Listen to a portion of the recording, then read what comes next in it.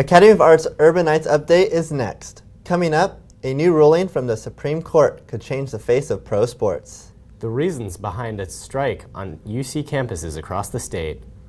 You may think that Lyft helps drivers reach their goals, but wait until you see how rising prices are getting in the way. And why Meghan Markle's dad has bowed out of the royal wedding. All that and more coming up on Urban Nights Update.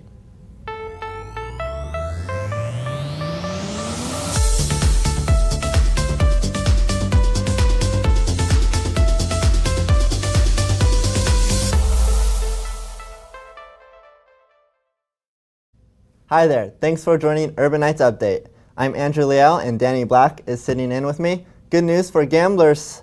States will now be able to offer legal betting on sports teams after the Supreme Court has laid the Professional and Amateur Sports Protection Act to rest. It was a 20-year law that allowed Nevada to be the only state to offer legal sportsbook betting. New Jersey is already planning on joining the betting market, along with Delaware, Mississippi, New York, Pennsylvania, and West Virginia. Although it creates an entire new revenue stream for the gambling business, many people in the sports world are against it, worried that gambling may lead to fixed sporting events and ruin sports. Warriors fans are cashing in. The Golden Nugget Casino in Las Vegas, owned by Rockets owner Tillman Fertitta, is paying out bets made on the Warriors to make it furthest in the West because of his relationship with the casino. The Golden Nugget decided to stop all bets involving the Rockets so it wouldn't have a conflict of interest. So everyone who bet on the Warriors making it furthest in the West, congratulations. Your money is waiting. Another school shooting occurred this week at Highland High School in Palmdale, California. The shooting began around 7 a.m. before the school day started. Authorities say that a former student who had recently transferred took out an SKS-style carbine and fired about 10 shots. The gun was later discovered in an open field west of the school.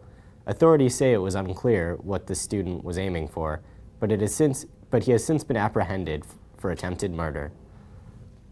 A 19-year-old Santa Rosa man is currently in custody on murder charges. Tyler Brennan is accused of murdering and stabbing a man in the Sonoma State University dorms Sunday night. Neither were Sonoma State students. Investigators are saying this is not a random act and that two men were acquaintances. Brennan was seen by students leaving the scene right around 5:50 p.m., covered in blood, stating he had been attacked, a witness says. At this time, authorities are not identifying the victim until the next of kin has been contacted. It's finals week and full of commotion for UC campuses. Staff and faculty workers are striking for higher pay. Taylor Lehman has more. If we don't get it, shut it! All over the state of California, UC staff workers went on a 3-day strike. The staff and faculty is demanding higher wages. Workers from the cafeterias, the janitors, nursing assistants, and more all marched for equality in the workplace at the Cal campus buildings this week. Here at the UC Berkeley campus where protests took place a few days ago, I talked to Dan, a professor here, about his opinion. Bay Area is a very difficult place to live to make ends meet, and the university has suffered great harm in the past years and decades as the responsibility of the state has declined and the university has turned increasingly to private funding and a corporate model of governance. Not only are the staff marching for higher wages, but also racial and gender equality. Now all of this is going on during finals week and students are being affected. Paul Smith tells us more. Huge challenge to living in this area for people of all backgrounds and all walks of life. And it's certainly not like a single issue. There's housing, there's discrimination in housing, there is income inequality, there's all sorts of policy things, and I think that for the Bay Area to continue to be a dynamic place and a place where people can live, I think that there's going to have to be a lot of changes. In Berkeley, I'm Taylor Lehman with your Urban Nights update. Although the issues at hand have not been resolved, the strike has come to an end, and the striking leaders are set to meet with UC representatives next week. Facebook has suspended 200 apps and is investigating whether people's data was misused. After the Cambridge Analytica scandal, many have wondered who else may have gained access to users' private information without consent. Facebook's VP of Product Partnerships claimed that the company has looked into the activity of thousands of different apps that had access to large amounts of data, like Cambridge Analytica. Only Facebook identifies an app that has access to information, and interview process begins. If a company is found to have misused user data, Facebook users will be notified through a special website as part of a new security process for apps installed before 2015. Facebook says that there is still a lot of work to be done. Net neutrality could be making its final stand. The principle is that internet service providers treat all data on the internet the same and don't discriminate or charge differently by user platform or content. Democrats will force a Senate vote on a proposal to restore the FCC open internet rules. If passed, it is believed that it will still be an uphill battle, as it will move to the House, where it will face a much tougher opposition. If it passes through the branches, it would ultimately require the signature of President Trump, who has previously shown a disposition to toss the rule out completely. The repeal of net neutrality was supported by companies such as Comcast and Verizon, but opposed by large companies like Google and Facebook, prompting several lawsuits. Net neutrality is set to expire on June 10th. Criminal or tech genius? A young hacker in Alabama was arrested this week after caught using his teacher's credentials to log into a school system and change the grades of multiple students. The Mount Diablo School District was notified about a possible network intrusion. It was confirmed that the teacher had been sent a phishing email and provided her login credentials. The hacker's information is not being publicly released due to his age. With the emergence of President Trump, a new term has also been born: fake news. Let's join El Martinez at the round table for a discussion on this fake news controversy. Hi there, I'm El Martinez here for the round table. We're here with Christian, Gary, and Dante. We're going to be discussing some fake news. So guys, what news sites and television do you trust, and why do you trust these sources? Me, growing up in the Bay Area, I always stuck with KTVU, Channel 2 News. So, that's my main news source right there when it comes to online news. I don't know, CNN, World Star, sometimes Facebook, because, everybody likes to post stuff on Facebook, got to see what the peers got to say. But yeah, pretty much for me, got to keep it, just basic. I don't go all out for these, news or whatever, Yeah. Gary. Yeah, I really don't watch too many television news. I stick to Twitter, Facebook, World Star, just the basics. I just trust them because I feel like I know a lot of people who uses them, and so far they haven't failed me. They've given me all correct information. Growing up, when my mom used to watch the news, she would always be on Channel 7, Channel 9, Channel 11. But me, I don't really watch the news like that. So I'll say I get my my news information mostly from Twitter, and usually Twitter is pretty accurate. Okay. And would you say you believe most of what you read online and see on television? Or do you think that you would go out of your way to find out if it's real or fake? Wait, can you repeat that one more time? Yeah. Would you say that you believe everything that you read and see on news channels, on news websites, or do you go out of your way to kind of establish if it's real or not? I don't know, because, everybody likes to put it out first, and then, if it's the topic's the same, but then, there's small details that, they're going to be false information or whatever. Of course, you're going to want to, dig deeper into that, but, I kind of go with, the main, story of, for example, if a celebrity dies, all right, that person dies, but, how they die, of course, you're going to want to, find out the real meaning rather than just, whatever the first story you put out, or, Yeah, I think it's based on who says it. That will really determine if I'm going to really look into it, or if I feel oh, they're trustworthy, they really know their information, so I can rely on that. But 9 times out of 10, I like to follow up just to make sure. For me personally, I think it depends on what the topic is, how much I care or how interesting it is. If I don't really care for it, then I'm not going out of my way to find out how true it is. But if it's something that I'm interested in, or like I'll read like part of the captioning and then it gets cut off or something, I'll probably look into it to see how real it is. Okay, and then what do you guys feel needs to happen as far as in news and online? There's not a lot of on-site reporting anymore. Do you guys feel like that has an impact on the news? I mean, not really, because people are going to get their news one way or another, so. Yeah, Gary. I definitely agree with that. Like, information is going to travel, even if it's correct or wrong. Like, it's going to travel, and people will go, yeah. I'm not sure what necessarily has to happen, but I know there are like fake news sites. Usually people can find out if those are real or not. But I think the only way to find out is proof, and if you can't like physically prove it, then somewhere along the way on different sites or different news sources, there's something in common. And usually if something has a lot in common, then that's the truth. And then, have you guys ever experienced fake news where you believed that it was true and then it came out and it was like, it was a complete hoax or it was completely fake? I mean, have you ever experienced that? Not to my knowledge off the top of my head, but.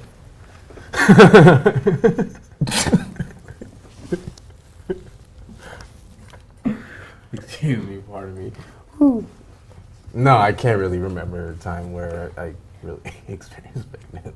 Yeah, not really from like any reliable sites, but like from like friends or family. Like they've like posted something and it ended up being from like a bad source. So that's really my only experience with it. I don't really have any experience with it. The only experience is like if somebody trying to pull a joke on Twitter or something, but that gets discovered real quick. Yeah. Okay, well, thank you guys. That's all we have for today. Thank you here at the round table. Back to the studio. Thanks, Elle. Another accident with Tesla. A Tesla Model S equipped with the semi-autonomous autopilot system crashed into a truck stopped at a traffic light in Utah Friday night. According to the police, the Tesla driver is suffering from a broken ankle, and authorities are still investigating if the accident happened when autopilot was in use. Witnesses said they didn't see the car slow down before the crash.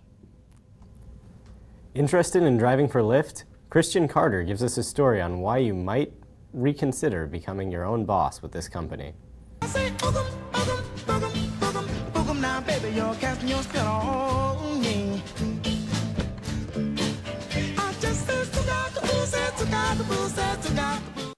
Even though the motto for Lyft is drive towards your goals, it can be hard for some employees to accomplish their goals. When gas prices are increasing week by week, it can become discouraging, especially when leasing a car with Lyft is your only job. Lyft doesn't pay for none of my expenses towards it. I collect all my receipts and everything from the gas stations I go to.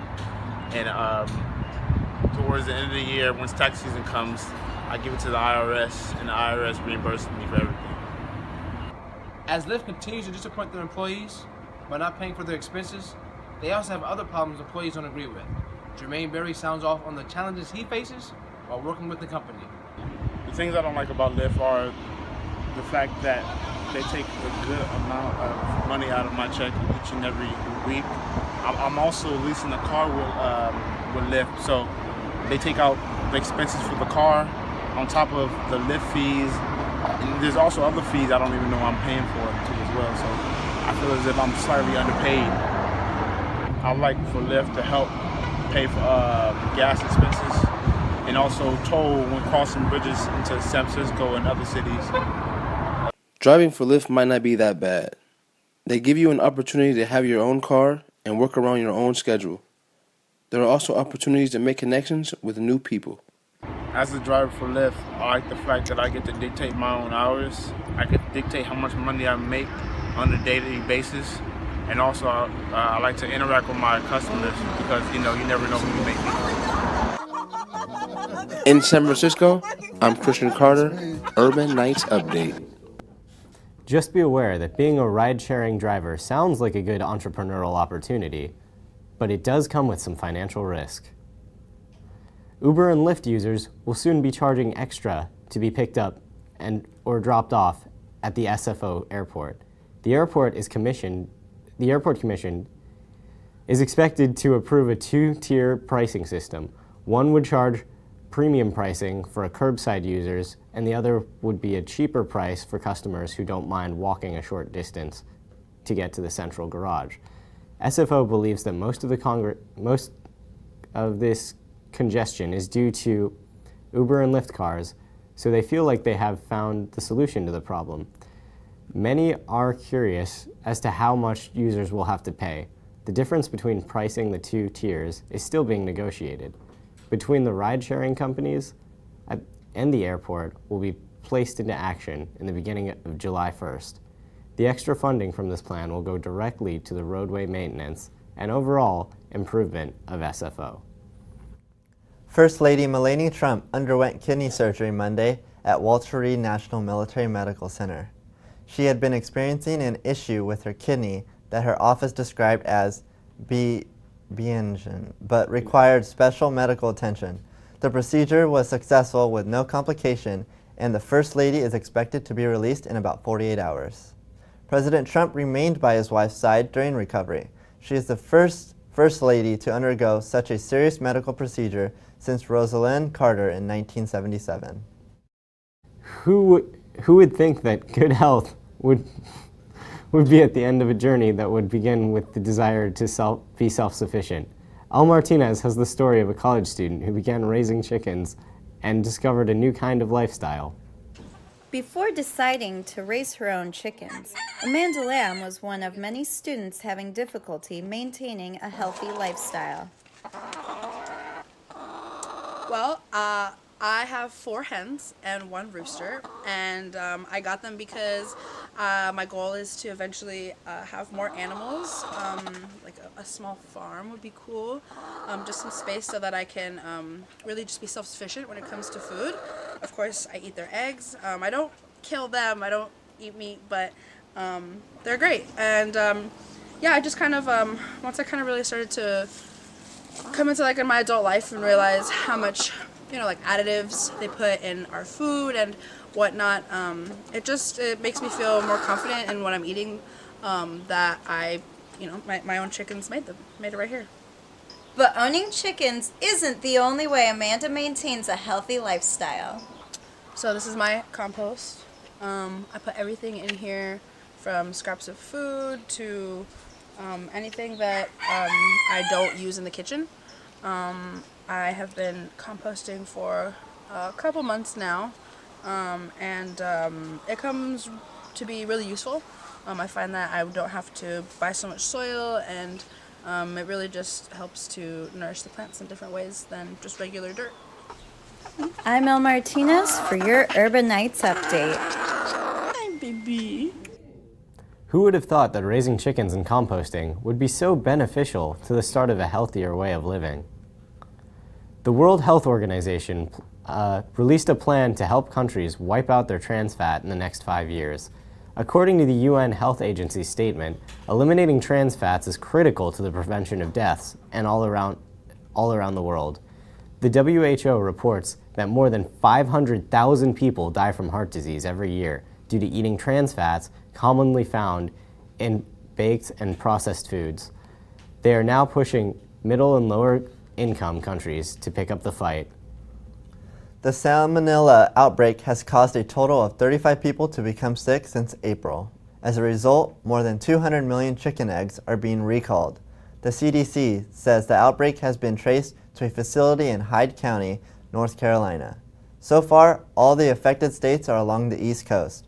These eggs are sold under different brands in a variety of retailers and restaurants, including Walmart and Waffle House. You can find out if the eggs you purchased are affected through the CDC website.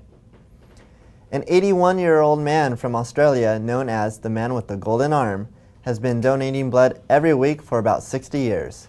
James Harrison was only 14 when he had major chest surgery, and once he made it out, he swore he would become a donor. Studies have shown he saved about 2.4 million Australian babies. He has won numerous awards for his generosity and now is viewed a national hero in Australia. A different kind of generosity is happening in the Art U community. The men's basketball team is putting in extra time off the court with some volunteering. Gary Davis has the story. Academy of Art men's basketball is helping the community improve with extra hours of volunteer work. With the twist, what is usually ran by the coaches is being led by the players. We talked to junior Zuri Williams about what started the idea of getting more hours in. So I've been volunteering since I was really young at events like the Job Olympics and even the Special Needs Olympics. And I just really enjoy putting in my time and effort in doing that.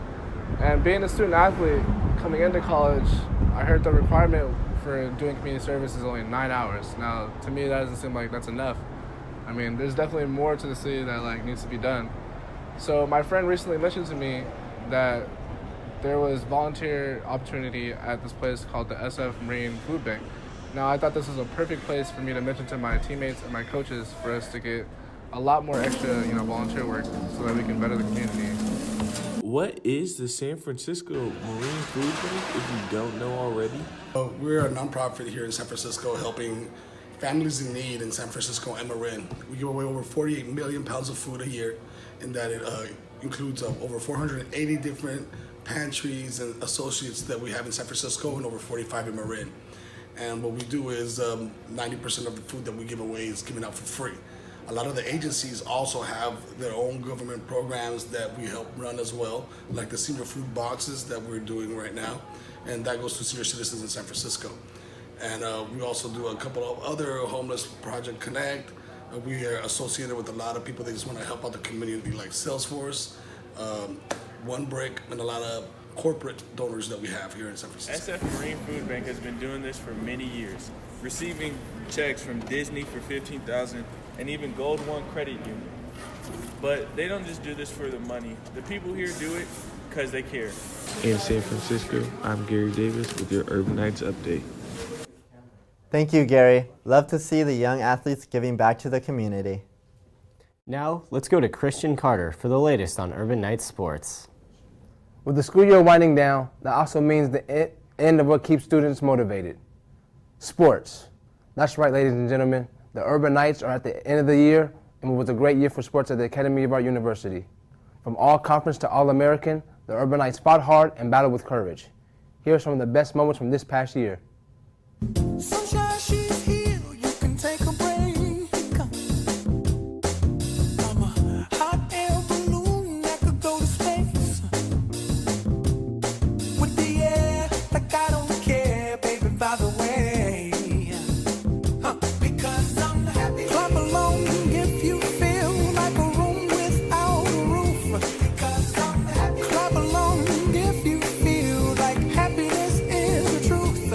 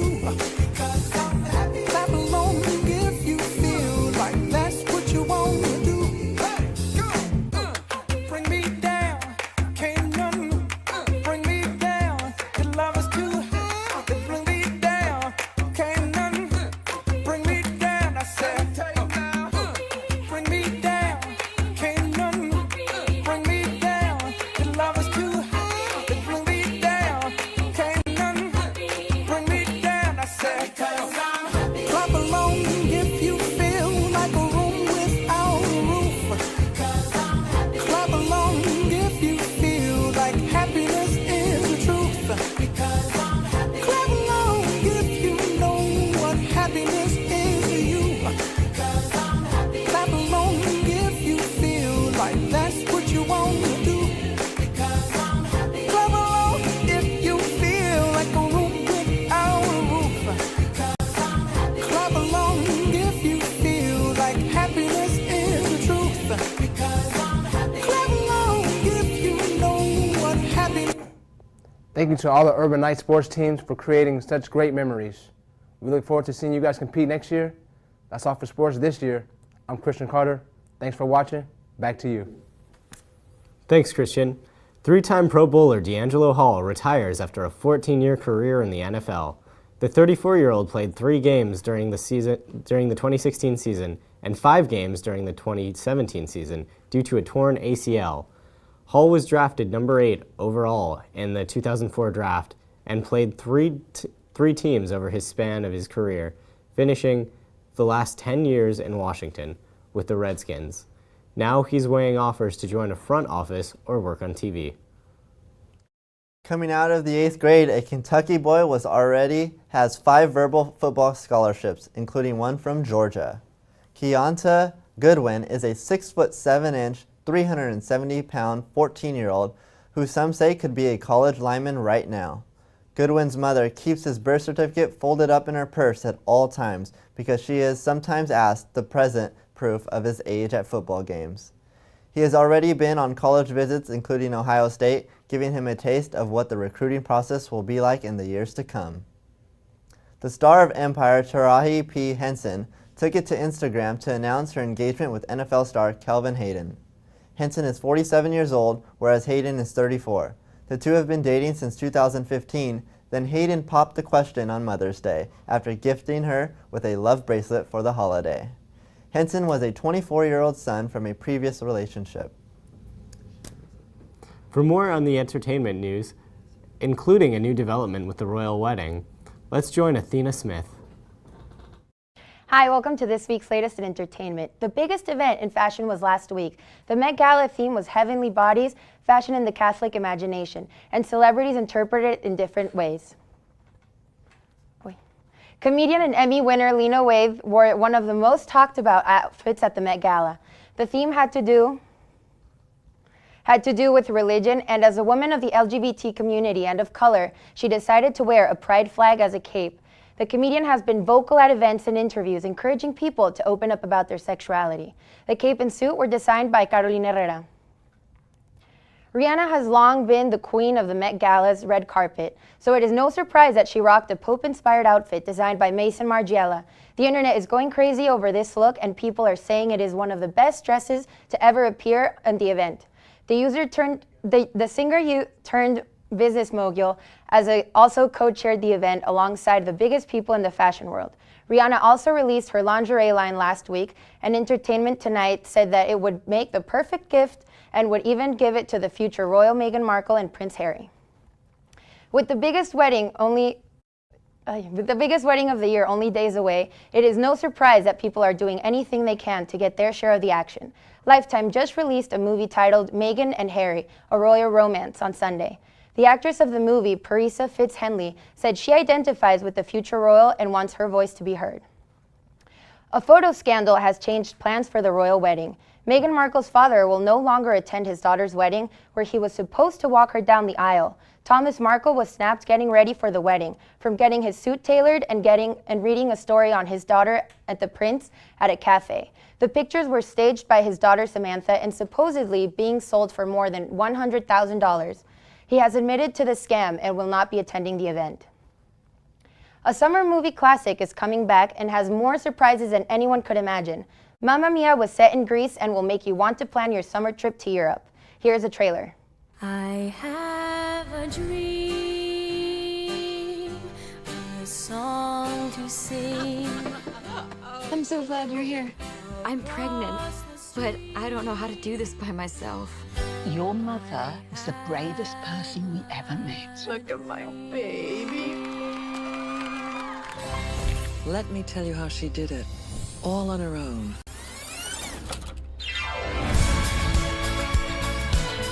Life is short, the world is wide. I want to make some memories.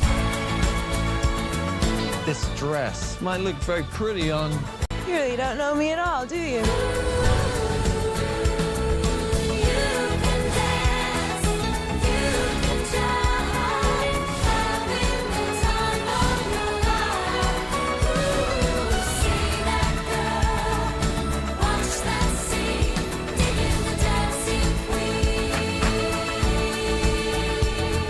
I think we should stay here together. Well, I wish I could stay here too. Turns out he's engaged. I hate it when they do that. I was cheated by you, and I think you know when. Look at me now. Will I ever learn? I don't know how, but I suddenly lose control. There's a fire within my soul. Come on, girl! Just one look and I can hear a bell ring. I've never felt closer to my mom. She wasn't scared because she had me. Mamma mia, here I go again. My, how can I resist? We can't tell anybody else about the baby, okay? I just told Bill. Yeah, and I told Harry. I told many, many people. Whoa, mamma mia, here I go again.